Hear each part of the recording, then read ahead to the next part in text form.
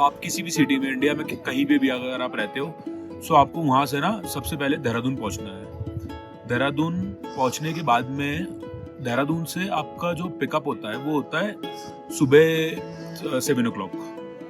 7 बजे आप देहरादून से निकलते हो ना, तो आपको सांकरी पहुँचने में लगते हैं अराउंड 8 to 10 hours।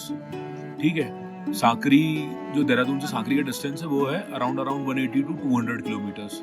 सांकरी पहुँचते पहुँचते आपको 4 बज जाती है, 4-5 बज जाती है। ऑन द वे आप मसूरी में केम्प्टी फॉल पे आप लोग जो ब्रेकफास्ट है वो करते हो, फिर आगे आप लंच, पुरोला गाँव एक आता है, वहाँ पे आपका लंच होता है ना। ऐसे करके 2 स्टॉप्स होते हैं, फिर आप पहुँच जाते हो सांकरी। इसके अलावा एक ऑप्शन है, सांकरी से नीचे 5 किलोमीटर पे मोहताड़ है। सो मोहताड़ भी बहुत खूबसूरत गाँव है ना। वहाँ पे भी आप स्टे कर सकते हो, वहाँ पे भी होम स्टेज हैं, है ना। वहाँ भी आप अच्छे से रुक सकते हो। अब ये तो हो गया भाई कि हम लोग सांकरी तक पहुँच गए, है ना, हमने नाइट स्टे कर लिया। अब हमने ट्रैक स्टार्ट करना है। तो अब इसके पहले, ट्रैक स्टार्ट करने के पहले बहुत सारी चीज़ें हैं, बहुत सारी चीज़ें। जैसे क्या होता है कि जब हमारे साथ में ट्रैकर्स ऊपर आते हैं तो हम लोग ना उनके रूटीन को ना वैसा बनाने की कोशिश करते हैं ताकि वो लोग जो बॉडी एक्लेमेटाइज होने की कोशिश कर रही है ना, उसे पूरी हेल्प मिले। वो कैसे होगा कि फर्स्ट डे आप जब सांकरी होम स्टे में या फिर कहीं पे भी कहीं पे भी रुकोगे ना, सुबह उठने के बाद में बिफोर ब्रेकफास्ट आपका yoga, meditation and some warm up exercises, इसका रूटीन होना चाहिए। आपने सुबह आधा घंटा इसमें दिया, आपकी पूरी मसल्स खुल जाएंगी। अब now you can easily start walking, आराम से चल सकते हो, मसल्स तुम्हारी खुली रहेंगी।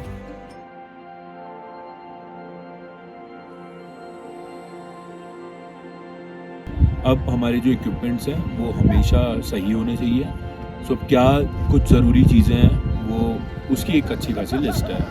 कैसी है कि अब लेट्स स्टार्ट फ्रॉम हेड, कि आपको ना ऊपर कम से कम 2 लेयर चाहिए। सो एक तो आपके पास में एक मंकी कैप होनी बहुत ज़रूरी है। मंकी कैप आपको कवर करती है पूरा यहाँ से लेके यहाँ तक, और अच्छे से बढ़िया। इसके अलावा उसके ऊपर एक लेयर टोपे की होना चाहिए। फिर आपने हुडी कुछ डालना है तो आप डाल सकते हो, है ना। ऐसा ही है। अब उसके बाद में गॉगल्स, तो सनग्लासेस इतने ज़्यादा ज़रूरी हैं। दिन में धूप आती है, एकदम से आंखों में पड़ती है। अगर आप स्नो में ट्रैक कर रहे हो तो उसका रिफ्लेक्शन आता है। अब इसके बाद में हम अपर बॉडी की बात करें तो अपर बॉडी में आपके पास में अंदर एक थर्मल होना चाहिए। थर्मल के ऊपर फिर आपने फ्लीस वगैरह डालनी है। उसके ऊपर फिर आपने एक स्वेटर पहनना है या स्वेट शर्ट पहननी है, ऐसा कुछ भी गर्म से पहनना है। फिर उसके ऊपर आप अपना हुडी और ये जैकेट, ये ऐसा एक विंड प्रूफ जैकेट आपके पास में होना चाहिए। अब इसके बाद में नीचे भी सेम लोअर बॉडी के लिए कि एक थर्मल नीचे और उसके ऊपर में एक ट्रैक पैंट, है ना।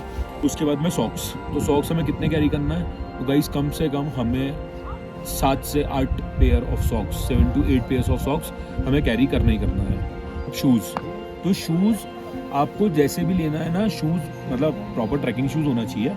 अगर स्नो में ट्रैक कर रहे हो तो वाटर प्रूफ होना चाहिए, नहीं तो वाटर प्रूफ की ज़रूरत नहीं है। पर एक चीज़ का ध्यान रखना है हमें कि हमें हमेशा, कोई भी आप ट्रैक पे जा रहे हो, आपको हमेशा अपने पैर का जो साइज़ है आपका, उससे 1 नंबर बड़ा शूज़ लेना है। फॉर एग्जांपल अगर मेरे को 10 नंबर शूज़ आता है तो मैंने ना 11 नंबर पहना हूँ। क्या होता है ना, हम चलते हैं, कभी कभी पैरों में स्वेलिंग आती है, फिर हम लेयर ऑफ सॉक्स डालते हैं, 1 2 3 सबमिट करने जाते हैं, जब भी रहता है, फिर नीचे उतरते हैं ना तो पूरा प्रेशर आपके शूज़, आपके बिल्कुल टोस पे रहता है।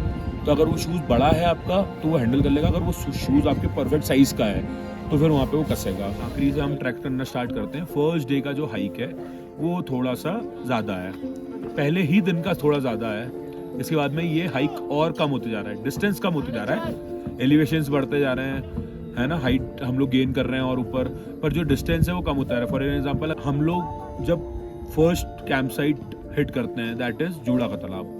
सो जूड़ा का तालाब का जो एल्टीट्यूड है वो अराउंड 9500 9600 जैसा है ना। काफ़ी अच्छा हाइट होता है और अच्छी खासी विंड होती है वहाँ पे। जूड़ा का तालाब की कुछ वैसी है कि वहाँ पे जो लेक है ना वो विंटर्स में फ्रीज हो जाता है, तो वो एक बहुत मेजर टूरिस्ट अट्रैक्शन हो जाता है केदारकंठा के लिए। जूड़ा का तालाब पे आप पहुंचते हो, पहुंचते साथ ही सबसे पहला जो बेसिक रूल है, आप कैंप साइट हिट कर रहे हो, फर्स्ट थिंग फर्स्ट, अपने जो शूज़ की लेस है उसे ढीली कर लो भाई, है ना। सी ये आपका शूज़ है, ठीक है, इसने ना आपको ना इसकी ये ऐसी ये जो लेस है ये ढीली कर लेनी है। हमें कैंप में जाना है, कैंप से वापस आना है बाहर, तो वो सॉल्व हो जाती है। क्या हुआ, हमने इसे बांध लिया, अब इसको बांधने के बाद में हमें शूज़ रिमूव करना है। हमने 1 सेकेंड में शूज़ रिमूव कर दिया, हमें पहनना है, हमने ये दोबारा से शूज़ पहन लिया। नहीं तो ये शूज़ एंकल शूज़ होते हैं, बड़े शूज़ होते हैं, इन्हें उतारना पहनना बहुत एक टफ जॉब हो जाता है।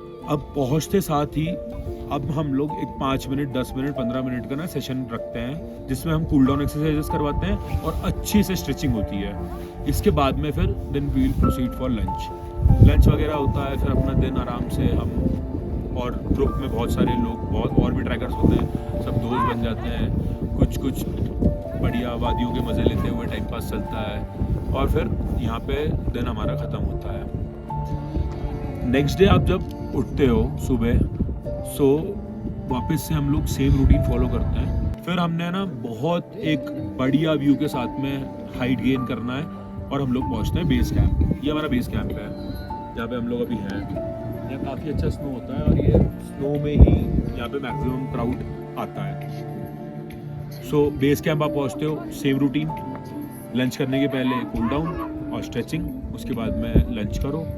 फिर यहाँ केदारकंठा पीक है और सामने कई सारी पीक है। यहाँ से हर की दून दिखता है, बंदर पूंछ दिखता है, यहाँ से ब्लैक पिक, स्वर्गारोहिणी और कई सारी पीक्स हैं उत्तराखंड की ना, जो यहाँ से दिखती हैं। तो अब इस दिन ना हम लोग जल्दी सो जाते हैं, 7 बजे हम लोग सो जाते हैं। क्या होता है ना, अब जो एडवेंचर है केदारकंठा का वो स्टार्ट होता है। हम लोग रात को 2:30-3 बजे निकलते हैं, 3 घंटे का ट्रैक होता है। हम लोग समिट पहुंचते हैं, समिट पे सनराइज देखते हैं, सनराइज देख के देन वील डिसेंड टुवर्ड्स सीधा जूड़ा का तालाब। बेस कैंप पे रुकते हैं, कुछ ब्रेकफास्ट वगैरह करते हैं हल्का फुल्का, और उसके बाद में हम लोग जूड़ा का तालाब पे हम लोग नाइट स्टे करते हैं। आप पहुंचते हो, आपने कूल डाउन करा बढ़िया से, आपने लंच वगैरह करा बढ़िया, आपने रेस्ट करा। अगले दिन सुबह फिर आप अर्ली मॉर्निंग उठते हो, you will have your breakfast, और फिर आप सीधा सांकरी पहुंचने के बाद में जहाँ भी आपका स्टे है ना, वहाँ से आप अपना सामान जो छोड़ के आते हो नीचे, हम पूरा लगेज कैरी नहीं करते, ऊपर रख सकते हैं ना, जो हमें ज़रूरत होता है उतनी ही कैरी करते हैं। इधर you can stay in Sankri for 1 day और एल्स सांकरी से सीधा you can go to Dehradun. ऐसा कुछ वो नहीं है, कंपलसरी नहीं है कि, और हो जाता है बहुत ईजीली ना। सांकरी आप पहुँचते हो, सांकरी से सीधा देहरादून, और यहाँ पर अपना ट्रैक की जो आइटनरी है वो कम्प्लीट होती है, देहरादून में ड्रॉप होता है। तो हमने ट्रैक करा, हमने आइटनरी समझ ली, हमने इक्विपमेंट समझ ली है, हमने कैसे अपने आप को फिजिकली फिट रखना है और हम उसके लिए मेंटली कैसे प्रिपेयर होना है, हमने ये समझ लिया। कुछ बातें जो एज अ ह्यूमन बीइंग हमें किसी भी पहाड़ पे या कहीं भी कोई भी हम टूरिस्ट डेस्टिनेशन जाते हैं, जो पहली चीज़ है इसका सबसे ज़्यादा ध्यान देना चाहिए वो है पॉल्यूशन। और पॉल्यूशन हर प्रकार का पॉल्यूशन होता है दोस्तों। आप जो कचरा फेंक रहे हो, वो जो पन्नी, जो प्लास्टिक आप यहाँ पे छोड़ के जा रहे हो ना, वो सालों साल यही रहने वाला है, कोई नहीं हटाने वाला उसे। दूसरा, नॉइस पॉल्यूशन। हम लोग अब ट्रैकर्स, सभी ट्रैकर से मेरा रिक्वेस्ट है कि यार don't carry speakers with you guys, no. कई सारे ट्रैक सांकरी से निकलते हैं, वहाँ भी आप जा सकते हो। तो पहाड़ हैं, इसका मज़ा लो और मज़ा ख़राब मत करो, पॉल्यूशन मत करो।